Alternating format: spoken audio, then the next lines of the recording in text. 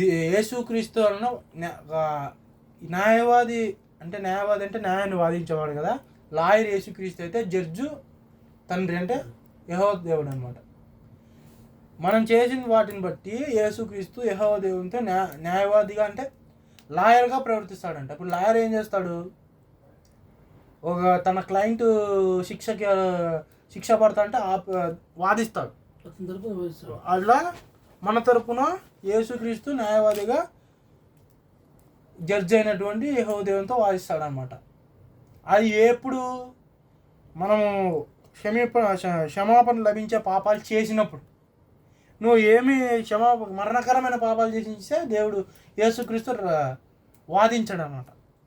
అది కూడా ఎప్పుడు నీకు వాదన ఎప్పుడంటే నువ్వు పాపాలు చేసేసి అవి మరణకరం కాదులే అనుకొని నువ్వు చచ్చిపోయిన తర్వాత పాపాలు చేస్తా అంటే నువ్వు కేవలం యేసుక్రీస్తు వాదించాడు. నువ్వు ఏదేదో పాపాలు చేసింటావో దాన్ని మార్చుకుని అప్పటి నుంచి పాపాలు మానేస్తావో, నువ్వు పాపాలు చేసింటావు కదా ముందు, ఇప్పుడు కాకపోయినా ముందు మారినప్పుడు కాకుండా మారకముందు చేసింటావు కదా, వాటి నిమిత్తమై యేసుక్రీస్తు వాదిస్తాడు అనమాట న్యాయవాదిగా. తండ్రి ఇతను పాపం చేసినప్పటికీ తర్వాత మార్చుకొని తన బుద్ధి సక్రమంగా పెట్టుకొని నీ ఆజ్ఞలు పాటించి నీడలే ఉన్నాడు తండ్రి అని. అది మరణకరం కాని పాపం. అది అంటే మరణకరం అంటే మనం ఇక్కడ చూసుకున్నట్లయితే భూలోకంగా మరణకరమైన పాపం ఉంది, మరణకరమైన పాపం ఉంది. ఆత్మీయంగా కూడా మరణకరమైన పాపం అంటే నరకం. నరకరం కాని పాపం అంటే మనం చేసిన పాపాల తర్వాత మనం ఎటువంటి ఎలాగైతే నడుచుకున్నామో దాన్ని బట్టి యేసుక్రీస్తు న్యాయవాదిగా వాదించి మనకి ఇచ్చే జడ్జిమెంట్ అది మరణకరమైన పాపం, మరణకరమైన కాని పాపం తెలుస్తుంది అన్నమాట. మరణకరమైన పాపం అంటే ఇక్కడ చచ్చిపోతాం, అక్కడ నరకాన్ని అనుభవిస్తాం.